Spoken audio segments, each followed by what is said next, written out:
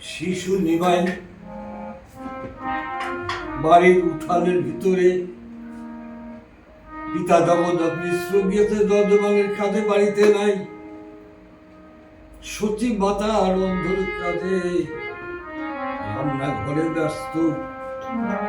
সেই অবসরে উঠোনের মাঝখানে জানো যোগে শিশু নিমাই।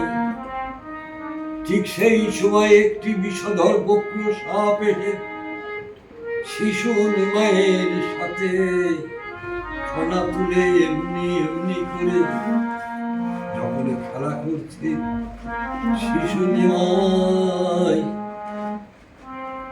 সেই সাপের লেজটি যখন ধরেছে, এই বক্র সাপটি শিশু নিমাইকে বেষ্টন করে মাথার উপরে এমনি ভাবে ফোনা ধরে খেলা করেছে।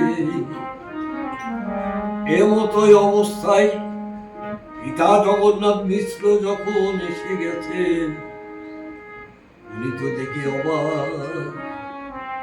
সঙ্গে সঙ্গে না স্ত্রীকে ডাকছে, বিষ্ণু প্রিয়া,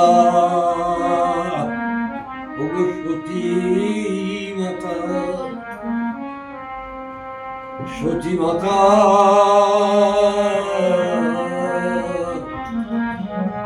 একবার এসে দেখো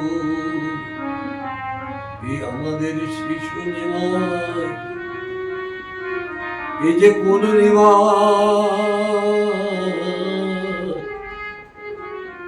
কেমন করে বলব। সঙ্গে সঙ্গে সতী মাথায় আমার ঘর থেকে ছুটে এসে যখন দেখছে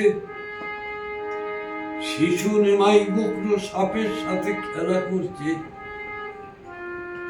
তখন বললগ্ন কৃতবাসে জোড়হাত করে বলছেন।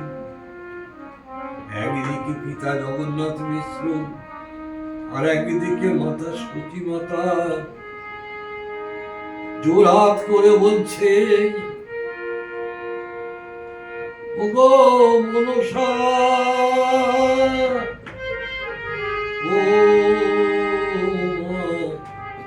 মনসা,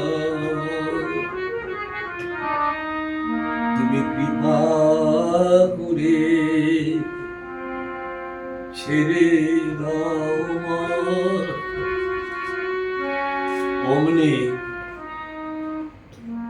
সাপটি যে চলে যাবে, শিশু নিমাই তো তার ল্যাজটি ধরে আছে। যখন ল্যাজের হাতটা যখন একটু শিথিল করেছে, বক্র সাপটি আস্তে আস্তে নিমাইয়ের চরণে মাথাটা নত করে ছুটে চলে গিয়েছে। তাহলে ভাবুন, চৈতন্য অবতারে এই নবদ্বীপর মাঝে জগন্নাথ মিশ্রের বাড়িতে এমনই একটি লীলার বই প্রকাশ